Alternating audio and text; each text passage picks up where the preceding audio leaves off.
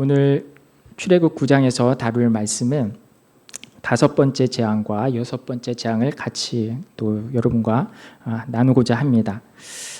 지난 시간에 파리 재앙에 대해서 여러분들에게 말씀을 나누었는데요. 첫 번째 재앙과 6번째 독종의 재앙까지는 여러분들이 성경을 읽어보시면 알겠지만 연속성이 있어요. 그래서 마치 도미노처럼 개별적인 사건이 아니라 연속적으로 일어난다는 것을 발견할 수 있거든요. 그래서 하수가 피가 되자 그 하수에 살고 있었던 모든 생물은 죽어버리죠. 근데 거기에 살고 있었던 양서류라는 것은 양쪽에 다 서식할 수 있는 동물을 가리키잖아요. 거기서 개구리만은 살아남아서 무트로 올라오고요. 그 무트로 올라온 개구리가 애굽 온 땅에 사람들이 사는 집집마다 들어가서 사람들을 힘들게 하죠. 근데 그 둘째 재앙에서 하나님께서 개구리를 이제 제거해 주실 때 거기서 또 뭐가 발생하나요? 성경에서는 셋째 재앙을 이재앙이라고 그러는데 정확하게 그 이로 해석되는 그 히브리어가 가리키는 그 대상이 뭔지를 정확히는 몰라요. 그래서 어떤 학자는 구더기일 수도 있다라고 그러는데 저도 좀 개연성이 있다고 생각해요. 네 번째 재앙이 그래서 파리 재앙이거든요. 그래서 파리 재앙이 네 번째 재앙인데 그 파리가 들끓게 되면 파리가 여러분들 바알세불이라고 아시죠? 들어보셨죠? 그렇죠? 구약에서는 바알세붑이라고도 하는데 파리의 왕이란 뜻이에요. 오물의 왕. 그래서 여러분들 성경을 보시면 열왕기상에 보시면 아합의 아들이 있잖아요. 아합의 아들이 난간에서 떨어졌어요. 난간에서 떨어져서 자기가 병이 들자 블레셋에 가서 자신이 낫겠는지 바알세붑에게 가서 한번 물어보라 그러거든요. 그러니까 바알세붑은 또 어떤 우상이 상징하시는지 아시겠죠? 그 당시 사람들은 바알세붑이 병을 주기도 하고 또한 병을 고치기도 하는 그러한 존재로 여겼었다라는 거예요. 근데 그 뒤이어서 지금 5번째 재앙이 뭘 것 같으세요? 오늘 읽지는 않았지만 5번째 재앙은 악질의 재앙이라 그러죠. 악질이 누구에게 들어갔나요? 성경에서 보니까 3절, 9장 3절 성경책이 있으신 분들은 한번 같이 한번 읽도록 하겠습니다. 여호와의 손이 들에 있는 내 생축 곧 말과 나귀와 약대와 우양에게 더하리니 심한 악질이 있을 것이며 4절도 같이 읽어볼게요. 여호와가 이스라엘의 생축과 애굽의 생축을 구별하리니 이스라엘 자손에 속한 것은 하나도 죽지 아니하리라 하셨다 하라 하시고 하나님께서 이 악질의 재앙을 통해서 애굽 땅에 있는 애굽 사람들의 모든 생축을 모조리 죽여버리신 거예요. 심한 악질을 통해서 질병이죠. 그러니까 파리로 인해서 생겨났을 수 있다라는 거예요. 그런데 보시면 왜 하나님께서는 하필이면 가축을 치셨을까요? 여러분들 이스라엘은 어떤 민족이죠? 그들은 유목민족이죠, 그렇죠? 그들이 조상 대대로 그렇죠? 양과 그 목축을 하는 그러한 유목민족이었잖아요, 그렇죠? 그런 반면에 애굽 사람들은 어떤 민족인가요? 무역국가였나요? 아니잖아요, 그렇죠? 그들은 농업국가였거든요, 그렇죠? 그들의 주요 산업은 바로 농업이었다라는 거예요. 그래서 4대 문명의 발상지 가운데 하나가 나일강 문명이잖아요, 그렇죠? 그곳에 비옥한 토지가 있었기 때문에 그것에서 농업으로 인해서 그 나라가 이렇게 굉장히 발달된 문명을 이룩할 수 있었던 것인데요. 근데 농업국가에서 가장 필요한 게 무엇일 것 같으세요? 물도 필요하겠죠. 그런데 농사를 지을 때 필요한 게 또 있잖아요. 그게 뭘 것 같으세요?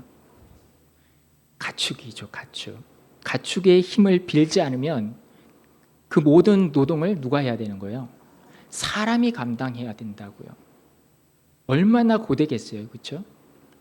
지금도 기계가 많이 발달되어서 지금 뭐 시골에 가도 사람들이 뭐 콤바인이나 경운기나 그렇죠. 요즘 뭐 드론까지 이용해 가지고 농약을 뿌리기도 하고 그런 시대가 되었지만 지금도 농업 여러분들 보고 선택하라면 도시에 가서 일할래 아니면 시골 가서 농사 지을래 하면 여러분들 어떻게 하시겠어요?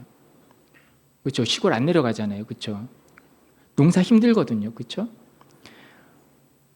그래서 애굽 사람들에게 있어서 재산 목록의 이론은 뭐였을 것 같으세요?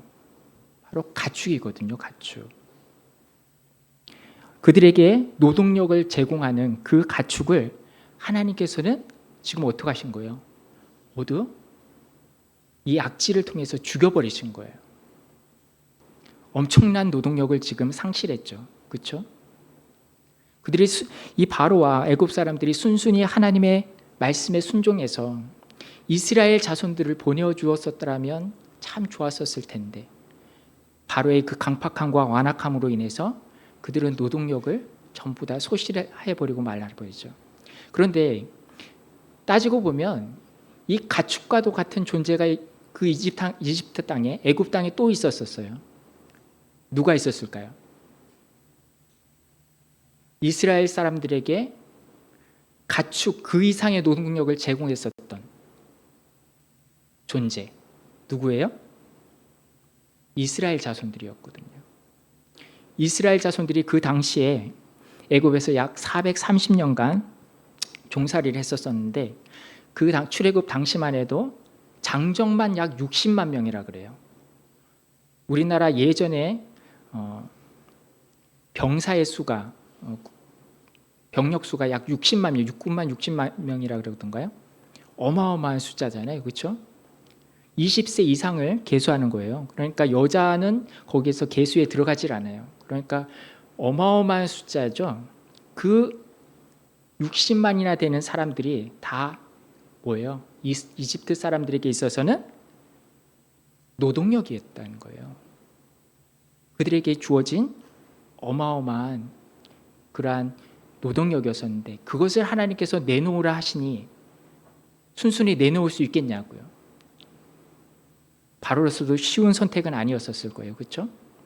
그런데 성경에 보니까 솔로몬의 그 성전과 왕궁을 건축할 때 그 당시에 이스라엘 사람들도요.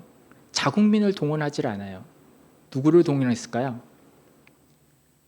그 땅에 가나안 땅에 살고 있었던 이방인들을 동원해서 이 성전과 왕궁을 건축하거든요. 그때 동원되었던 이방인들의 숫자가 성경에 이렇게 기록되어 있어요. 제가 찾아 놓지는 않았을 것 같습니다. 근데 성경에 보시면 그 수가 15만 3,600명이라 그래요. 역대하 2장 17절 18절인데 제가 잠깐 읽어드리도록 하겠습니다. 전에 솔로몬의 부친 다윗이 이스라엘 땅에 거한 이방 사람을 조사했더니 이제 솔로몬이 다시 조사함에 모두 15만 3,600이니라. 그 중에 7만은 담꾼이 되게 하였고 8만이는 산에서 벌목하게 하였고 3,600이는 감독을 삼아 백성들에게 일을 시키게 하였더라. 몇 명이라고요? 15만 3,600. 이스라엘 자손 60만의 4분의 1에 해당하는 숫자잖아요. 그렇죠? 이 15만 3,600 가지고 솔로몬이 제2기간 40년 가운데 그 절반에 해당하는 20년 동안에 무엇을 했어요? 성전을 7년 동안 짓고요. 13년 동안 자신의 왕궁을 짓는다고요. 근데 이스라엘 자손들이 이제 출애굽하기 가까운 그 400년, 430년이 가까울 그 시점에 요셉을 알지도 못하던 바로가 등장하여서 이스라엘 자손들을 편하게 만들어 주었죠? 아니잖아요. 그렇죠? 아주 고된 노역을 시켰다고요. 뭐 시켰나요? 국고성을 짓게 만들고요. 벽돌을 굽게 만들고요. 그들에게 농사일을 시켰고요. 목축은 기본적으로 하는 것이죠. 엄청난 착취를 했단 말이죠. 그러니 그들에게 있어서 이 이스라엘 자손들은 어떤 존재예요? 그들이 눈에는 가축과도 같은 존재예요. 노동력을 제공하거든요. 그러니 하나님의 말씀에 순순히 순종할 수 있었을까요? 없었을까요? 없었다고요. 쉽지 않아요. 그렇죠? 그런데 이것이 바로 뭘까요?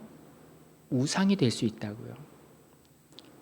내가 가지고 있는 귀한 것, 소중한 것.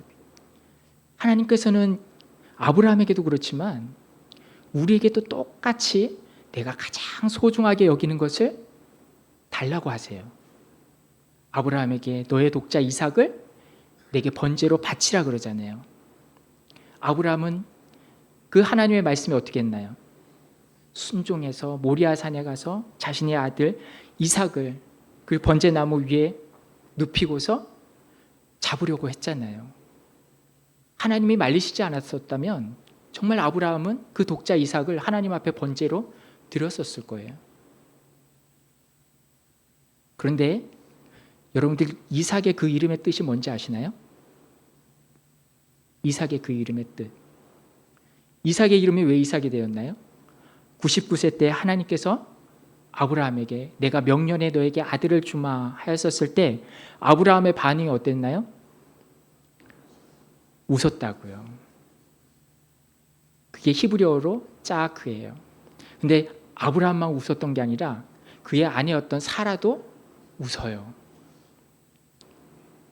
짜크했다고요. 그랬더니 하나님께서 뭐라 그러시냐 하면 내가 명년에 아들을 낳았는데 그 아들의 이름을 뭐라고 지으라 그러죠? 이즈하크로 지어라. 짜크 앞에 뭐가 붙었어요? 이가 붙었잖아요. 그렇죠?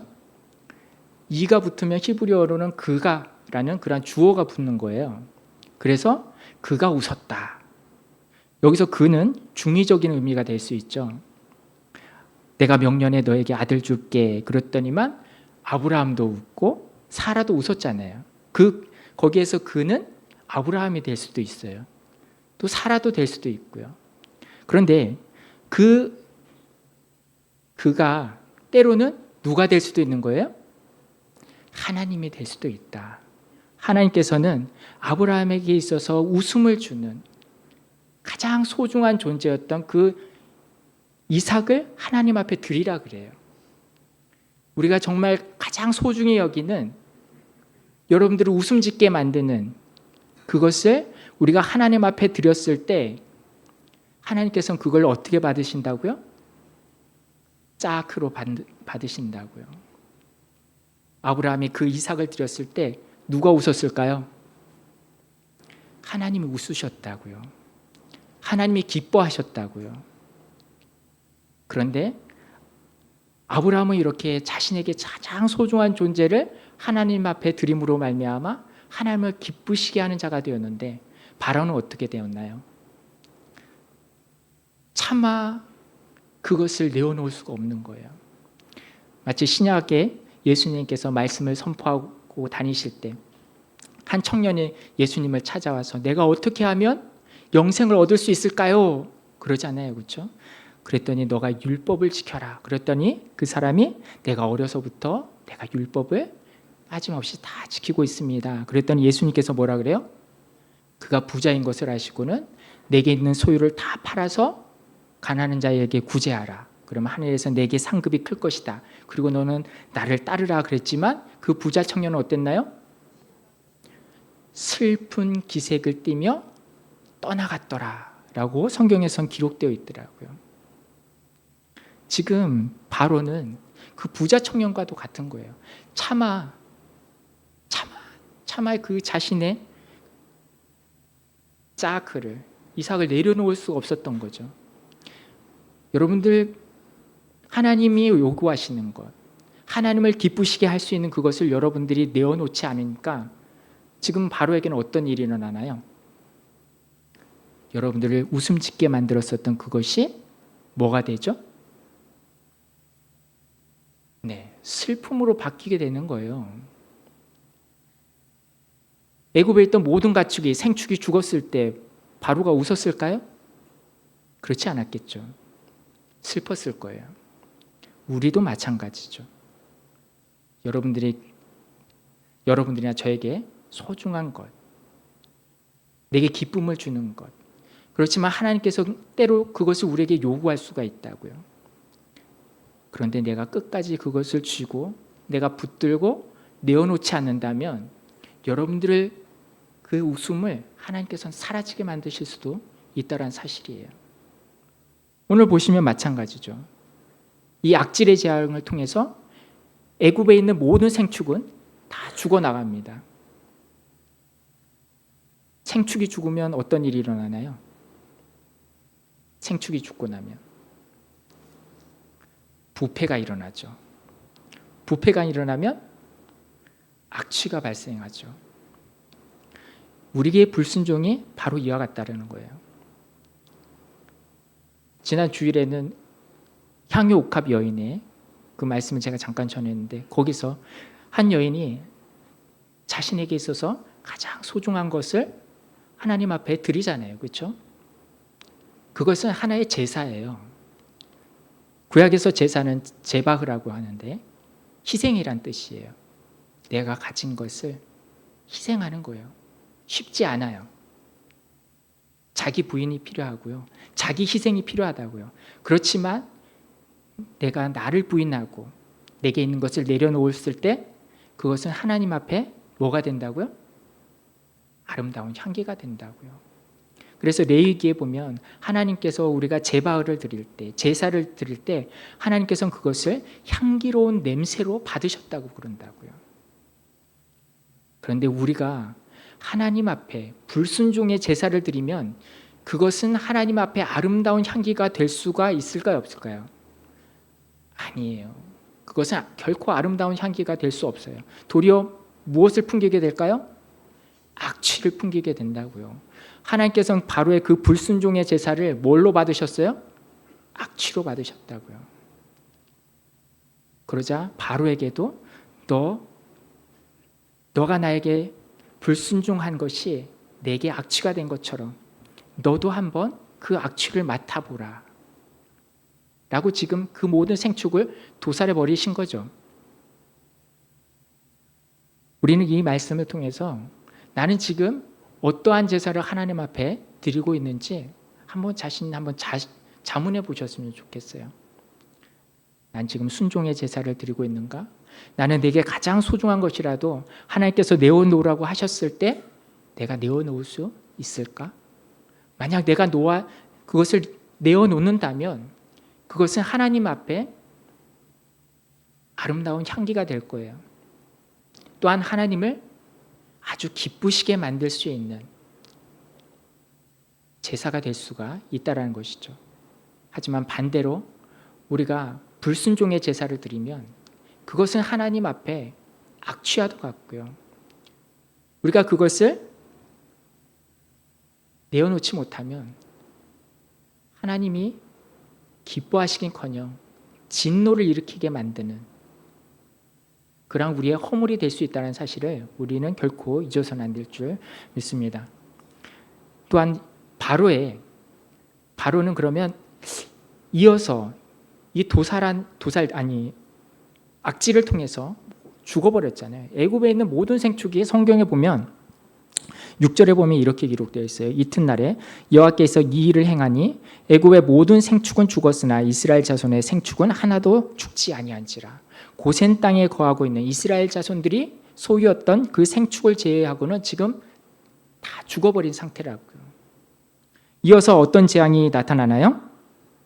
8절에 한번 읽어보겠습니다. 8절 여호와께서 모세와 아론에게 이르시되 너희는 풀무의 제 두 움큼을 가지고 모세가 바로의 목전에서 하늘을 향하여 날리라 라고 합니다.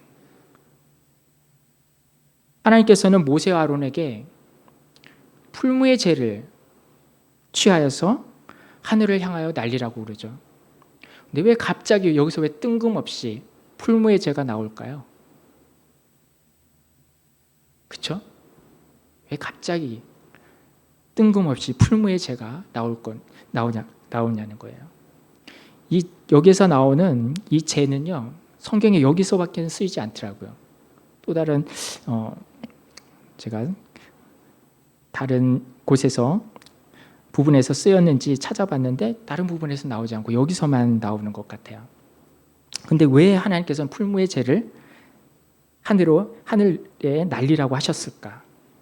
여러분들 구제역이나 조류 AI 때문에 집단 폐사하는 경우가 있죠. 이러한 사태가 발생했을 때 국가에서는 어떻게 처리하죠?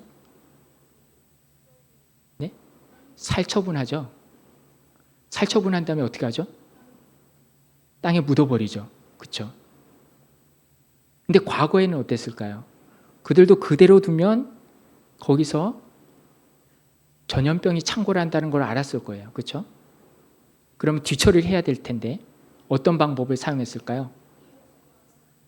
그들이 땅을 파서 그것을 묻었을까요? 네. 땅을 파서 묻는 것보다는 더 쉬운 방법이 있어요. 태우는 방법입니다. 애굽에는요, 석유가 나요. 그렇죠? 역청이 난다고요. 역청을 이용하면 태우는 것은 그렇게 어려운 일은 아니에요. 그렇다면 우리는 유추해 볼 수가 있겠죠. 첫 번째 재앙부터 여섯째까지 재앙은 연속성이 있다. 그냥 이 풀무의 죄를 사용한 것은 아니라는 거예요. 그 죄는 무슨 죄였을까요? 뭔가 타다 남은 것이 죄잖아요. 그럼 무엇을 태웠다라는 거예요? 가축이죠.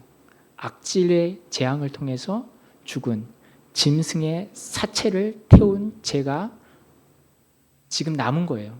하나님께서는 그것을 아론과 모세를 통해서 그것을 하늘에 흩뿌리라고 그러죠. 이 죄라는 것은 한마디로 말하면 불순종의 산물이라는 거예요. 불순종의 산물. 우리가 하나님 앞에 불순종하였었을 때 우리가 그렇게 애지중지하던 그 이삭과도 같은 그 존재를 하나님께서 뭘로 만드실 수 있다고요? 네, 죄로 만들어 버린다고요. 이런 말이 있죠. 아끼다 똥된다. 그렇죠? 아끼다 똥된다. 있을 때 잘할 것. 내가 조금이라도 건강할 때 헌신할 것. 내가 조금이라도 물질이 있을 때 내가 하나님 앞에 사용할 걸. 내가 좀 더 지위가 있었을 때, 내가 좀 더 힘있고 능력 있었을 때 좀 더 충성 봉사할 걸. 우리 이런 어리석은 자들이 되지 말자고요. 후회는 아무리 빨라도 늦다고 하죠. 그렇죠? 아껴두었다 뭐 하시게요? 그렇죠? 결국 뭐가 됩니까? 죄가 되어버린다고요. 성경에서는 또 이런 말씀이 있더라고요. 이 말씀을 읽다 보니까 출애굽 시기에 있었던 사건이 떠올랐어요. 이스라엘 자손들이 출애굽하고 나서 하나님께서 모세를 부르시죠. 호렙산에서. 모세가 하나님의 부르심을 받아서 호렙산에 올라가요. 얼마 동안 있었느냐? 40주야를 호렙산에서 하나님과 대면하는 거예요. 율법을 수여받은 거죠. 그렇지만 산 아래에서는 지금 이스라엘 자손들이 불안에 떨고 있는 거예요. 장정막 60만이나 되는 이스라엘 자손들을 애굽에서 인도하여낸 그 모세가 지금 보이질 않는 거예요. 40일째 행방불명이 되어버린 거예요. 그랬더니 그 이스라엘 자손들이 지금 불안에 떠는 거죠. 그래서 그의 형이었던 아론을 재촉하죠. 너는 빨리 우리를 인도할 신을 만들라. 그러죠. 그래서 그들이 무엇을 만드나요? 금송아지 만들잖아요. 그렇죠? 우상을 만든다고요. 우상을. 근데 40일이 찾아 하나님께서는 모세에게 돌판을 주시면서 이제 하산하라고 하죠. 근데 하산할 때 모세의 귀에 이상한 소리가 들리잖아요. 사람들이 막 떠드는 소리가 들리는 것이죠. 자세히 들어보니 그것은 다름 아니라 금신상 앞에서 먹고 마시고 뛰노는 그러한 소리였다라는 거예요. 그러자 모세는 어떻게 하죠? 그 금신상을 불태워버리더라고요. 빻아버려요. 물에 타서 어떻게 하죠? 사람들에게 먹여버리더라고요. 그들의 죄를 그들에게 먹고 마시우게 만들더라고요. 오늘도 마찬가지죠. 가축은요, 이스라엘 자손, 그 애굽 사람들에게 있어서는 하나의 우상이었다고요. 이스라엘 자손들에게 있어서 모세를 대신할 그 금신상을 그들이 만들었던 것처럼 지금 애굽 사람들에게 있어서 그 가축은요, 하나의 우상이에요. 근데 하나님께서는 그 우상을 태워버리시잖아요. 그 우상을 태운 그 죄를 또한 어떻게 하죠? 아론과 모세를 통해서 하늘로 뿌리게 만들죠. 그랬더니 어떤 일이 있었나요? 성경의 기록을 보면 출애굽 9장 9절부터 11절까지 성경책 있으신 분은 같이 한번 읽도록 하겠습니다. 그 재가 애굽 온 땅에 티끌이 되어 애굽 온 땅에 사람과 짐승에게 붙어서 독종이 발하리라. 그들이 풀무의 재를 가지고 바로 앞에 서서 모세가 하늘을 향하여 날리니 사람과 짐승에게 붙어 독종이 발하고 술객도 독종으로 인하여 모세 앞에 서지 못하니 독종이 술객들로부터 애굽 모든 사람에게 발하였음이라. 불순종은요, 죄예요. 근데 사람이 죄를 지으면 사망과 함께 뭐가 뒤따라오는지 아시나요? 저주가 뒤따라오는 거예요. 죄의 삭은 사망과 저주다. 그래서 아담과 하와가 범죄했었을 때도 그러잖아요. 그들이 선악과 나무 열매를 먹지 말라. 먹는 날에는 너희가 반드시 죽으리라 그랬잖아요. 근데 그들이 어기고 그거 먹잖아요. 먹고 나서 어떻게 되나요? 에덴 동산에서 쫓겨나죠. 그걸로 끝나나요? 아니잖아요. 아담에게는 얼굴에 땀을 흘려야 식물을 얻을 수 있게 되고, 여인은 해산하는 공통을 크게 더하여지는 저주가 뒤따른다고요. 불순종의 제사를 드렸던 바로에게, 그리고 그 애굽 사람들에게 저주가 내린 것이죠.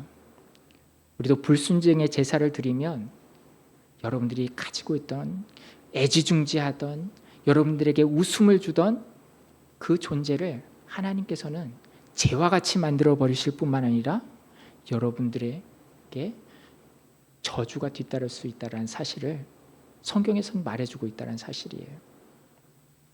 우리 가운데 이런 바로와 같은 어리석음으로 인해서 하나님께로부터 진노를 받는 그런 어리석은 인생들이 하나도 없길 주님의 이름으로 축원드립니다.